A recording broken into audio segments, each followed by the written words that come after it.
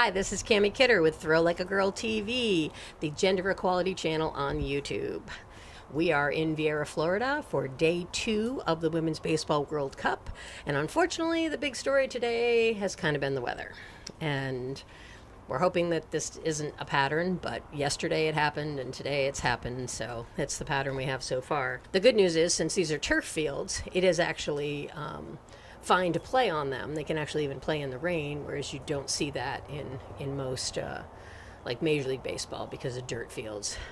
It just changes things, but it damages the fields actually. But with the turf, it's pretty rugged. But it does change how the ball travels, and they become crazy slippery, so it's dangerous for the players. But everybody is here because they want to play baseball, so I'm sure that they'd be willing to slop around in the wet just to get their games in. So right now we're waiting for the Cuba-Canada game to either be called as an official game because it got far enough along, or to figure out when that's going to be resumed. What happened this morning is the Cuba-Australia game from yesterday started back up at 9 a.m. So Cuba's had a pretty long day and kind of a crummy run so far because, so they played yesterday and then they had to stop and then they had to get up extra early this morning and play, and then they're in an afternoon game where they have to play and that game gets interrupted. So it's kind of a bummer for Cuba in particular.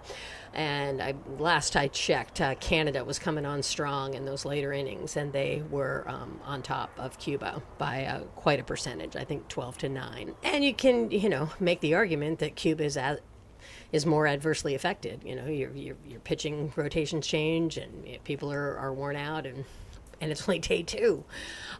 Same thing happened since they were playing Australia yesterday. Australia had to get up extra early today and finish their game, which they prevailed. So Australia beat Cuba this morning, and then Australia went on to play Dominican Republic this afternoon.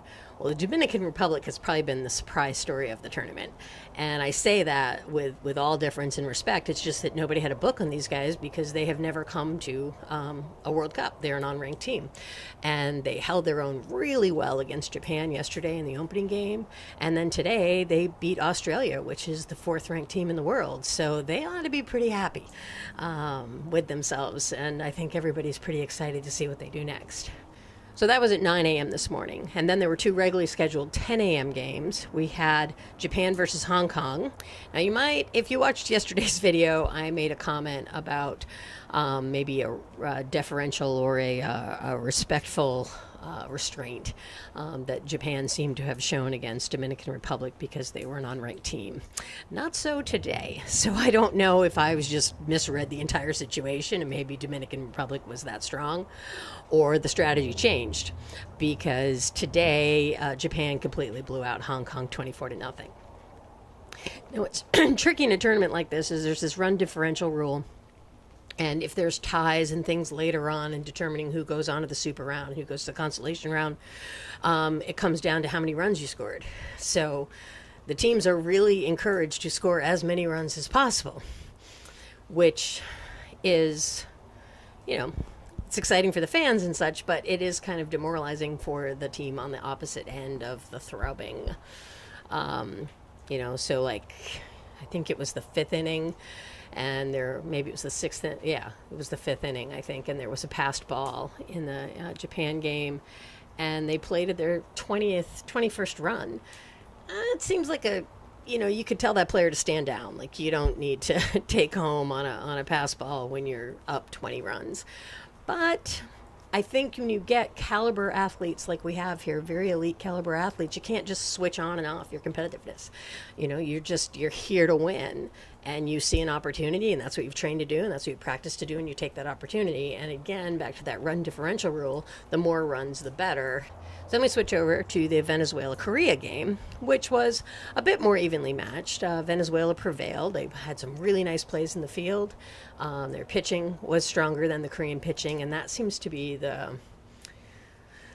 I think probably any tournament, even in the major leagues, you have issues with pitching depth, right?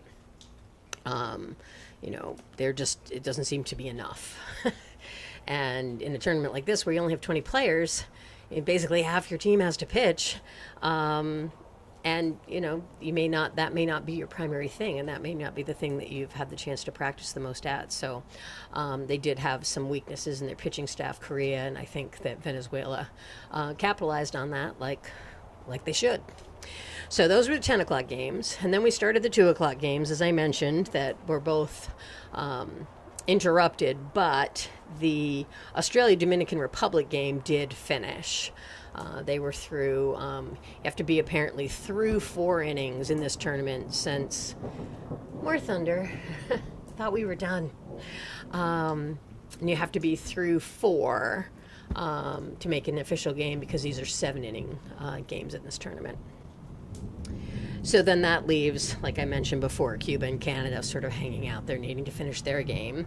And then the delays tonight for U.S. Netherlands and Puerto Rico versus Chinese Taipei.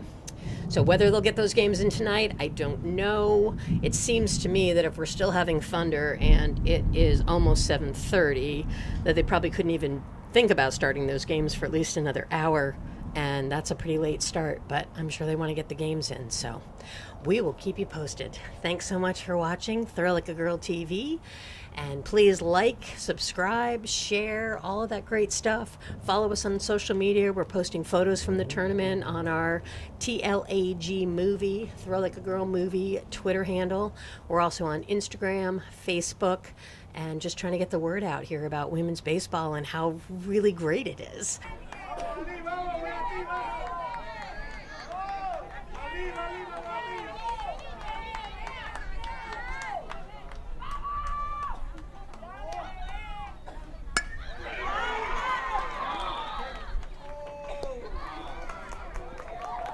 And if people can't come to Florida, then we'll bring a little bit of Florida to the people. And again, you can watch full games on the WBSC YouTube channel. And sometimes you can even scrub back if you missed start of it, or you want to check it forward, or it's not just a live streaming and that's it. And they also post highlight reels from each game, so you can get caught up that way. So if you subscribe to our channel, if you like that bell button just here on the control panel, that will give you notification every time we post a video, because they're a little more haphazard, because we're trying to get one in every day, and we can't always, the weather. Some things we can't control. So much appreciated, and we'll see you on the bases.